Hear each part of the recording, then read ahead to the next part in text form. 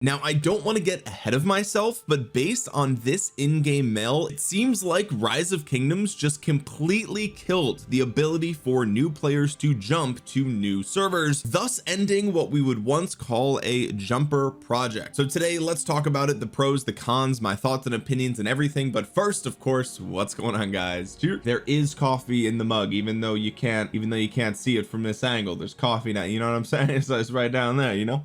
Okay, so I just woke up and I saw that this screenshot was posted over in my Discord. If you're not in my Discord, the link's going to be down below. While you're down there, drop a thumbs up and sub. But it says, greetings, Governor. To improve balancing for new kingdoms, we will soon be suspending the distribution of beginners immigration items. Characters created after March 26th 2025 at 7 UTC will no longer receive a beginner's immigration item. Thank you for supporting Rise of Kingdoms. We hope you enjoy the game. Now, for those of you who are unaware, a beginner's immigration item was effectively an item that you would get similar to a teleport that would allow players under, I think you had to be under City Hall level 8. So as long as you were City Hall level 7 and below, I believe, then you were able to not only teleport to a location, but actually teleport to an entirely new kingdom. So what players would do is they would create an account in a brand new server, they would play the game for a few days, and they would get as strong as possible in those few days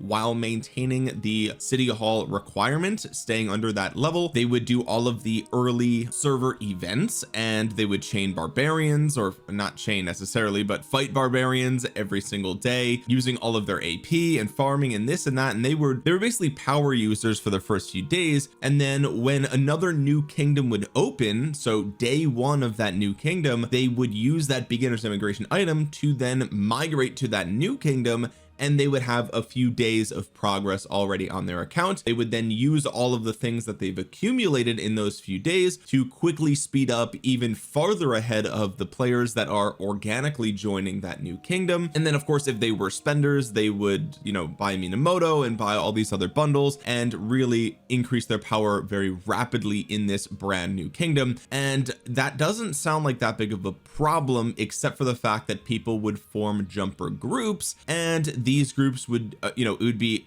sometimes hundreds of people doing the exact same thing, and they would effectively be, again, a few days ahead of everyone else in the server in terms of progress, and they would try to basically take over the entire server, right? And I'm not here to tell you that jumper groups are bad, because there are definitely good things about jumper groups, and I will try to remember to talk about that later in this video. But as far as I'm concerned, this change is probably one that they should have made like 2 years ago, at the very least, right? I think that the writing was kind of on the wall here. I feel like they've constantly, and by they I mean the developers, have constantly been making sort of updates to the way that you can immigrate in the early game. They've also made updates to nerf the ability to go back to KVK2, for example, right? So there's been lots of instances over the last couple of years, I would say, where they would make it harder and harder for old players to ruin the experience of new players, so to speak. And so removing the beginner's immigration item is not that surprising to me. I think they probably should have done it a very long time ago. And I know that, you know, this is probably not an unpopular opinion, but this is a good thing for the health of the game. Truthfully, it just is. And you know, this video that I'm recording is not a sponsored video. Okay, the developers did not sponsor this video. I know I'm a partnered creator with Rise of Kingdoms, and you know, you might say that I'm biased here, but the truth is that you can go back through the years of me making content, and I've been very consistent with my opinion on the fact that things that are bad for brand new players should not be in the game, right? I know when they removed the ability to, or severely limited the ability to migrate back to KVK2 on day one, I was saying, you know, I know that people like doing this, but it's for the health of the game. I understand that and I support it. And so once again, I find myself in the exact same scenario over and over and over again, where, you know, this was a very popular strategy for veteran players, but it was not good objectively for the health of the game. And again, it's not to say that there's only bad things happening here, like a jumper group. You know, the thing about jumper groups is that it's a community oriented project. It's a community organized project that brings lots of players together and effectively forms its own sub community within the game, and that's really good for the health of the game for that community, right? If you have a group of 100 people that are all doing a jumper group together, then you are a part of a community and you're more likely to enjoy your time playing Rise of Kingdoms. You're more likely to continue playing Rise of Kingdoms. And also, you know, it's let's be honest here, jumping is,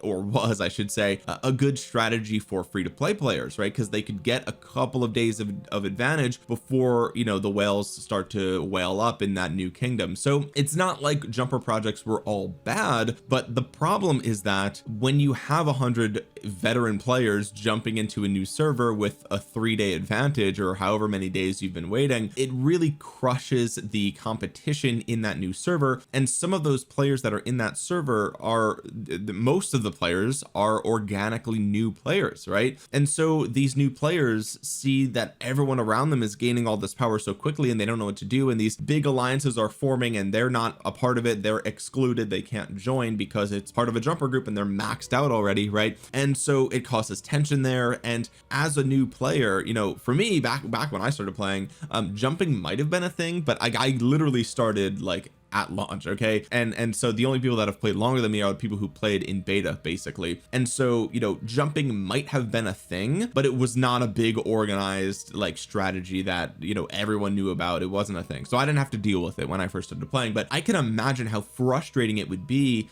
if I just started playing a brand new game on day one and I realized that on day one I'm already multiple days behind other people, simply because I didn't know that the meta was to like create a new account and then like hold it back artificially and then like plan with a bunch of other people to like move to another kingdom. It's just it's not a strategy that brand new players were using, right? Some were, because they would like go, you know, and look on YouTube and all this other stuff, but like most players were not doing that. They were starting in a kingdom, they were, you know, just playing the game organically. And, you know, based on this, I suspect that the developers have, you know, kind of weighed the pros and cons and said, you know what, it's actually just not worth it to continue to allow jumper projects to exist, because there's a chance, and a good chance I would say, that it ruins the new player experience for organically new players just trying Rise of Kingdoms for the first time, right? And the truth is that jumping is a very niche thing. Most players don't do it, right? And I know that it's kind of easy to forget that. For those of us that have been playing the game for years, we know about jumpers. Maybe a lot of you watching have participated in jumper groups, and it seems like a very like obvious thing to do, right?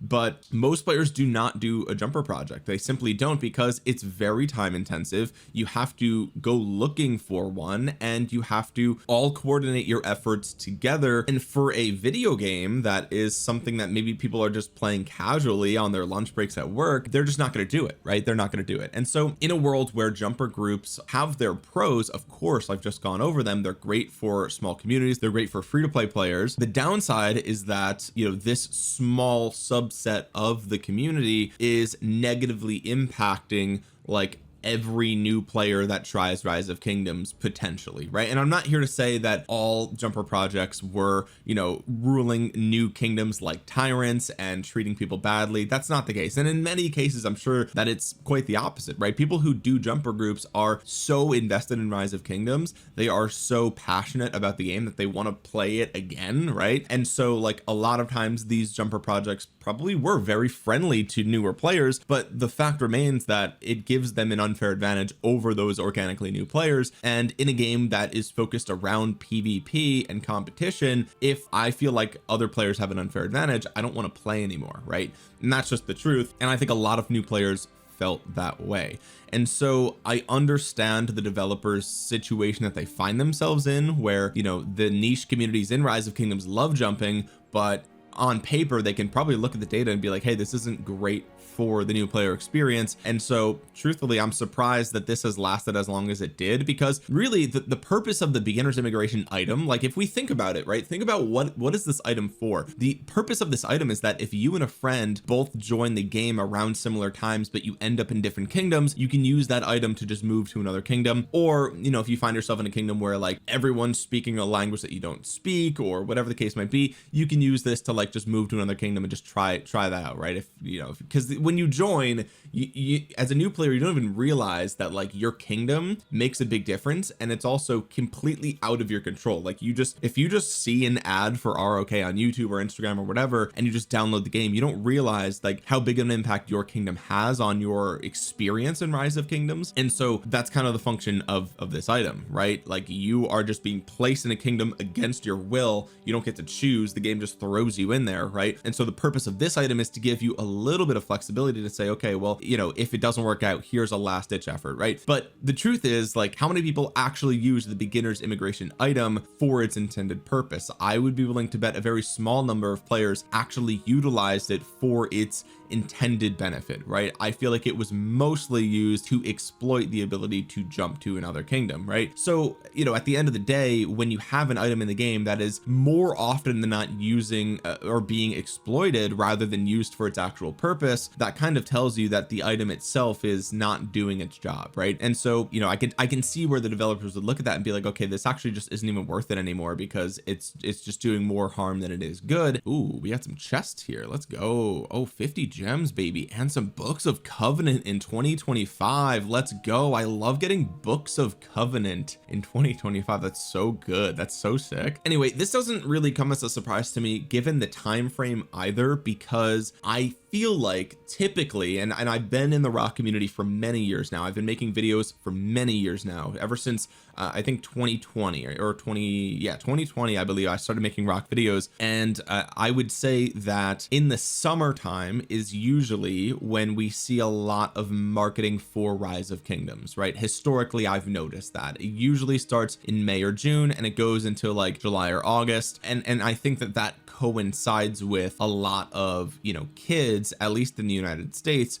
are out of school, right? And so gaming companies will typically increase their ad spending because a lot of these kids are just not, you know, they're home, they're just chilling on their phone. And so like that's a great time to get them to try out your new game, right? Or to try out your game for the first time. And so, you know, to kind of nip this in the bud now, we'll set up Rise of Kingdoms, so, you know, for a couple of months of, you know, a month and a half, 2 months of no jumper groups, and so that way all of those servers are new and organic or whatever. And then by the time, you know, May comes, we see potentially, and again, this is all speculation, I'm just going back based on what I've seen in the past, right? And as a YouTuber, I see the analytics, right? I see viewership goes up organically in the summer when there's a big ad push, right? It just is what it is. And that's why, like, I'll see like my beginner's guides get a lot more views in those times, because it's literally new players are just trying the game because I saw an ad, right? So like this is my prediction as to why they're doing it right now, but it's based on like literal data from past years of seeing, like, it seems like a trend every year during the summer there's a new marketing push. And that's also why there's usually a new civilization released every summer. Now for us, I don't think that's going to be the case this year because we just got the Mayans at the end of 2024, so I think they're probably gonna have a big Mayan marketing push in probably May or something like that. But my point is that the timing of this is probably no coincidence, right? They are probably getting ready to maybe advertise Rise of Kingdoms heavily, and they want to see like, hey, if we remove the beginner's teleport, maybe we will see stronger new player retention, right? Maybe more new players will stick around because those new servers are more just organically new, actual new players, instead of, you know, 200 veterans that are Giga Chad spenders, right? So I think the timing makes a lot of sense. I think that truthfully they probably should have done this years ago, that's my opinion. And I do think that this is best for the game, right? Because even though you are kind of hurting that small niche community that does like to do the jumper projects, and you can make the argument that, you know, it removes this kind of community oriented aspect of the game, and jumping was good for free to play players and it removes that. Those are true, but at the end of the day, the most important thing is that a live service game like Rise of Kingdoms has new players constantly joining, right? That is because there's always going to be old players leaving, right? Like as much as the developers can do what we want them to do, they've added commander swaps, they've added armament conversions, they've added tons of quality of life upgrades, they've increased the graphics, they've done so many really good things for the game over the last 12-18 months. No matter what, there's still going to be some percentage of older players that stop playing for reasons that are outside of the developer's control, right? They're older now, they just got married, they just had kids, they just they got a new job and now they can't dedicate as much time to the game. Like, there's so many external factors as to why some players quit Rise of Kingdoms, right? And it's not even exclusive to Rise of Kingdoms. They quit any game, right? Whether it's Fortnite, whether it's Call of Duty, whether it's Genshin Impact, like any live service game, there's just naturally going to be this churn of older players leaving the franchise, right? There's that's just how it is. And so the only way that you can continue to have a healthy popular game is to have new players that are sort of getting hooked into the game and enjoying the game and sort of replacing those older players at similar numbers, right? And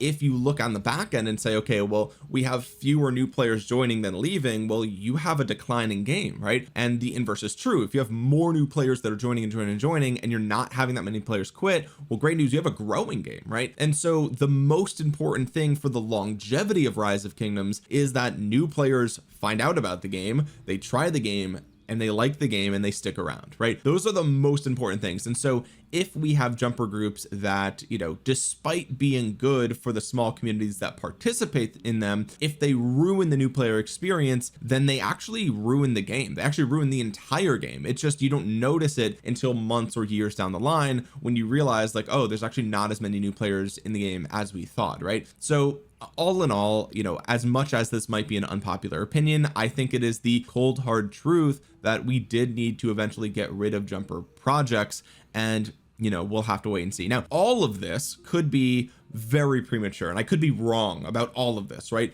Because what they're saying here is that they're suspending the distribution of beginners immigration items. That's not to say that they won't tomorrow release another mail saying, hey, we're getting rid of the beginners immigration, but we're implementing this new beginners warp item, and it effectively does a similar thing but slightly different. Like this is not necessarily confirmation that jumpers are dead. I just want to be very clear here, okay? But it sure does seem that way without any more news, right? And look, they didn't even ask us for our feedback, right? They weren't even like, hey, what do you think about this? Like, no, they're just like, we're deleting it, and so GG, and that's it. So we'll have to wait and see, really, after March 26th, if they do anything to replace the beginners immigration item. It's possible that jumpers will somehow find a way to continue to exist if they add another item to replace this, or some other method or strategy or whatever. Players are always looking for an unfair advantage in these types of games, so it would not be surprising if that were the case. I know there was the sleeper strategy for a while. I don't know if that's still a thing or not. The number one player that I am most concerned for is the Logic Bank here on YouTube. I know that he loved doing jumper projects, sleeper projects, new server projects, things like that, and I don't even know if he was part of projects necessarily, rather than that was just how he enjoyed playing the game. So I'd be really interested to see what the Logic Bank has to say about this change, and hopefully it doesn't affect their enjoyment of the game too much, although I unfortunately feel like it might. Anyway, guys, with that being said, I think we've covered all the pros and cons and my speculations about this, who, what, when, where, why, and how. So let me know what you think about this in the comments section below. I would love to hear your thoughts and opinions on this adjustment to the beginners immigration items. While you're down there, drop a thumbs up on the video if you found it useful or informative, and if you haven't already, consider subscribing to the channel and clicking the bell to be notified the next time I upload a Rise of Kingdoms video. With that being said, guys, thank you so much for watching. This has been Omniarch. I will talk to you guys again soon. Peace.